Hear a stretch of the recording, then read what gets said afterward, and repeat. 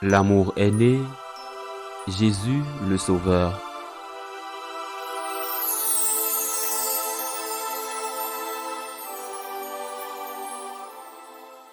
En ce temps-là, les bergers se hâtèrent d'aller à Bethléem et ils découvrirent Marie et Joseph avec le nouveau-né couché dans la mangeoire. Après avoir vu, ils racontèrent ce qui leur avait été annoncé au sujet de cet enfant, et tous ceux qui entendirent s'étonnaient de ce que leur racontaient les bergers. Marie, cependant, retenait tous ces événements et les méditait dans son cœur. Les bergers repartirent. Ils glorifiaient et louaient Dieu pour tout ce qu'ils avaient entendu et vu selon ce qui leur avait été annoncé. Quand fut arrivé le 8e jour, celui de la circoncision, l'enfant reçut le nom de Jésus, le nom que l'ange lui avait donné avant sa conception.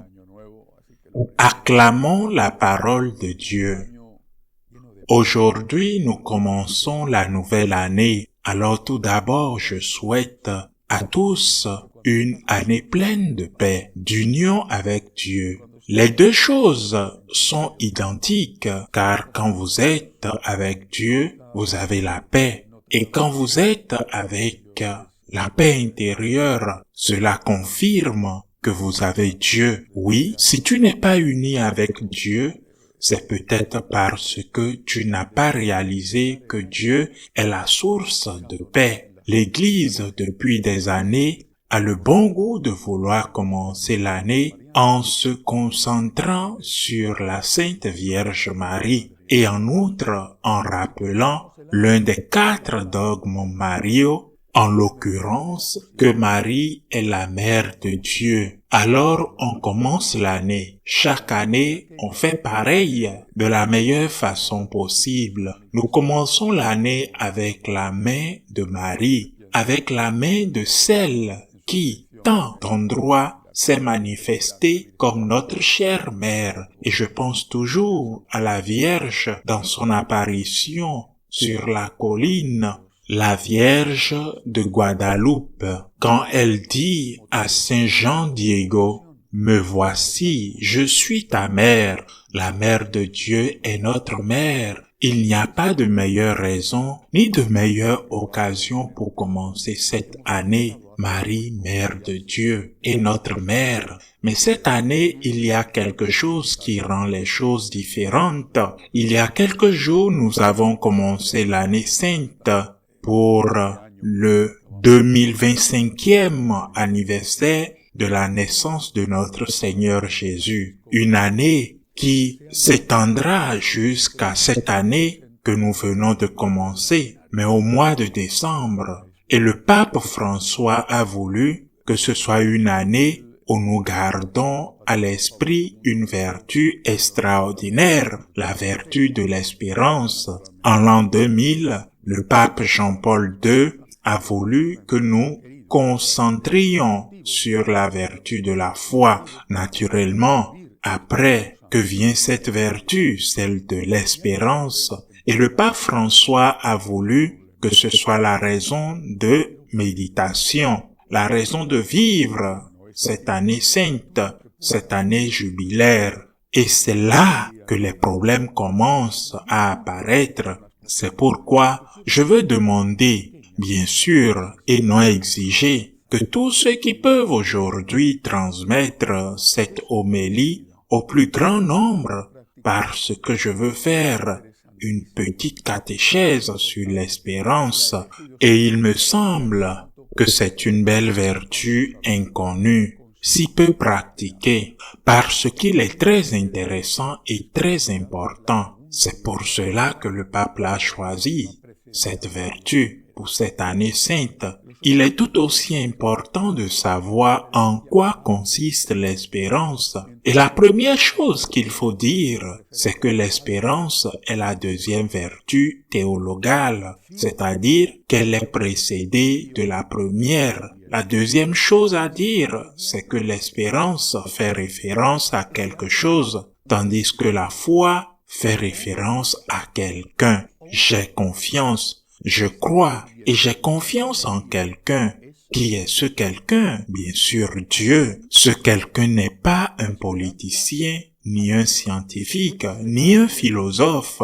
C'est quelqu'un en qui j'ai confiance. Et c'est Dieu en qui j'ai foi, l'espoir, quelque chose. Parce que quelqu'un, Dieu dans notre cas, fait des promesses. Ces promesses sont quelque chose. Quelqu'un promet quelque chose. Le politicien fera tout ce qu'il veut et souvent il mente malgré tout. Les hommes continuent de croire aux politiciens.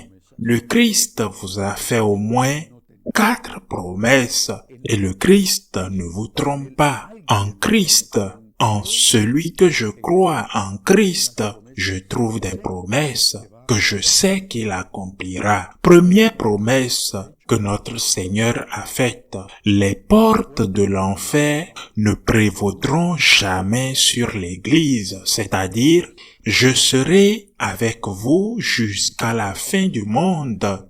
Ne craignez pas le petit troupeau, ne craignez pas mon petit troupeau. La promesse que le Seigneur protégera notre Église, il est très important de se souvenir de cette promesse, de ce quelque chose que promet quelqu'un qui est Dieu, notre Seigneur, en qui nous avons confiance. Pourquoi est-il très important de se souvenir de cette première promesse? Parce que nous vivons une époque de terrible confusion qui, du moins pour moi, et pour beaucoup d'autres, nous fait énormément souffrir. Cette semaine, un cardinal a dit que les femmes devraient être ordonnées prêtresses, j'imagine, évêques ou papes. Pourquoi? Et c'était son argument. De cette façon, nous donnerions au monde un exemple que nous ne sommes pas sexistes. Eh bien, il a dit que nous ne sommes pas patriarcaux. Qu'il y a-t-il en arrière-plan? Au fond, ce qu'il y a, c'est plaire au monde. Au fond, ce qu'il y a, c'est une église qui n'est pas seulement dans le monde, mais qui vit selon la pensée du monde. L'église n'est pas là pour plaire au monde, il faut le rappeler. Notre Seigneur l'a dit, vous êtes dans le monde, mais vous n'êtes pas du monde. Tout comme ils m'ont persécuté, ils vous persécuteront aussi. Une église qui oublie que son objectif est de transmettre le message du Christ, de rendre gloire à Dieu et d'amener les gens au ciel par la vie sainte, est une église qui a cessé d'avoir le sens pour lequel elle a été fondée. Et c'est une cause d'angoisse, d'inquiétude, de peur. Que va-t-il se passer dans cette église?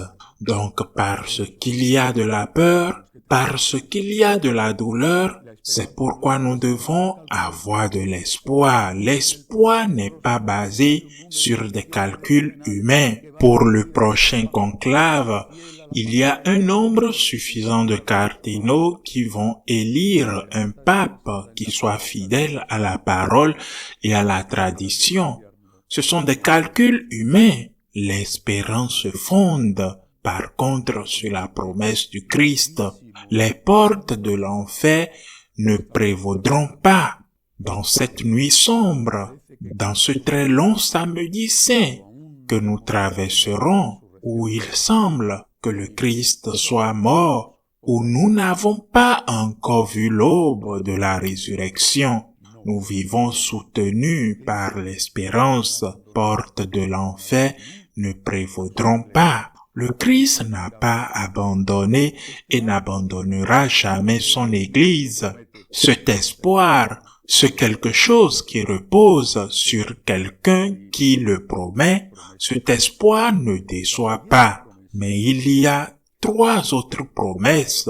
La promesse suivante, venez à moi, vous qui êtes fatigués et accablés, et je vous procurerai du repos de tant de souffrance. Non seulement cela, Non seulement ce que nous éprouvons, au moins pour beaucoup d'entre nous, à cause de la souffrance que nous cause la situation de l'Église, mais aussi la souffrance due aux maladies, à la mort d'un être cher, à cause des problèmes économiques, personnels, familiaux, nationaux, la douleur, la souffrance. Et le Seigneur dit, depuis le tabernacle, viens à moi. Viens à moi. Si tu es fatigué, accablé, viens à moi. Si tu n'en peux plus, viens à moi. Mais pourquoi? Parce que si tu es seul, ce fardeau devient lourd. Le Seigneur est là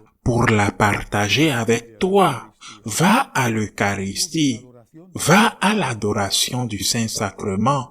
Va à la communion dans la mesure où tu le peux. Il le veut pour t'aider.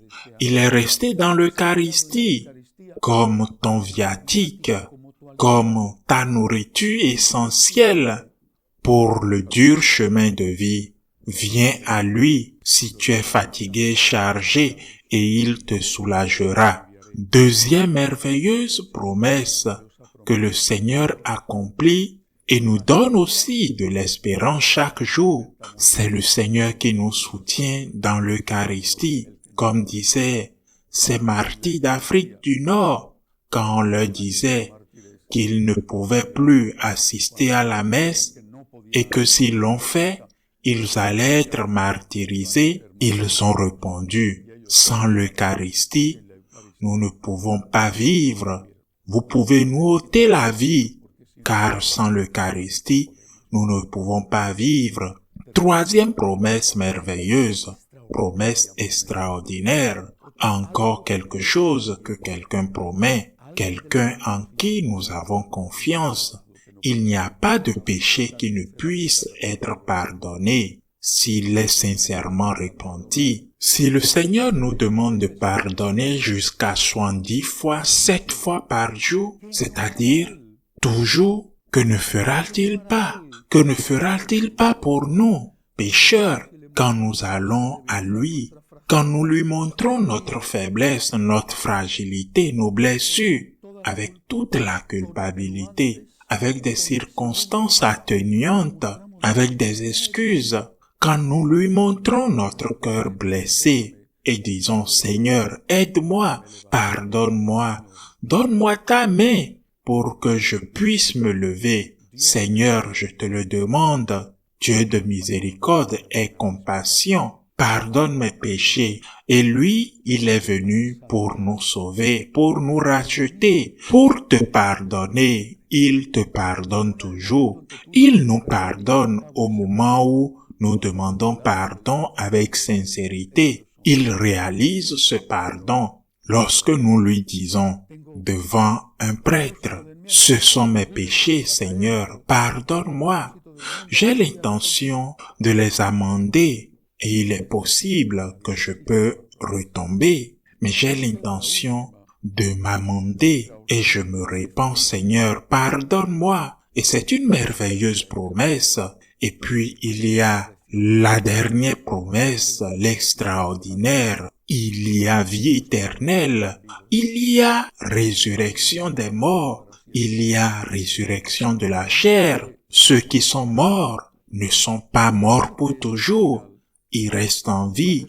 Nous n'allons pas mourir éternellement. Peu importe comment, il peut nous sembler que la mort est la fin. La résurrection du Christ est la certitude, non pas la promesse, mais la certitude, la preuve irréfutable qu'il y a vie éternelle après la mort. Or, cette vie sera soit avec Dieu, soit avec le diable, et cela dépend de nous. J'aime tellement cette phrase de Saint Augustin que je la répète sans cesse. Dieu qui t'a créé sans toi ne te sauvera pas sans toi. Il y a vie éternelle, il y a vie éternelle pour tous, mais un avec Dieu au ciel et l'autre avec le diable en enfer. De quoi ça dépend que nous sommes capables de recevoir la grâce de Dieu, la miséricorde de Dieu, que nous sommes toujours dans la grâce, Que nous soyons toujours dans la grâce à l'heure de la mort,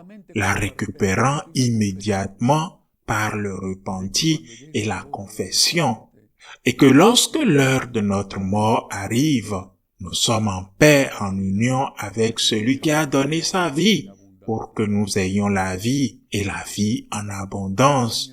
Année sainte d'espérance, année sainte où nous nous souvenons que c'est quelqu'un en qui nous avons placé notre espérance, quelqu'un qui nous fait des promesses, quelqu'un qui ne nous trompe pas, quelqu'un qui nous a prouvé qu'il est Dieu, avec ses miracles, avec son message divin, avec sa mort, avec sa résurrection rédemptrice, avec sa résurrection extraordinaire. Nous avons fait confiance à quelqu'un en ce qu'il nous a promis et il l'accomplira. La main de notre Mère Marie est pleine d'espérance placée dans le Christ. Nous commençons cette nouvelle année. Unissons-nous à notre Sainte Mère Marie, la Sainte Vierge. Cette espérance, la vraie, et non la fausse espérance que le monde vous donne. Cette espérance, comme le disait Saint Paul, ne déçoit pas. Bonne et sainte année dans la main de notre Vierge Marie, la Sainte Mère de Dieu. Ainsi soit-il.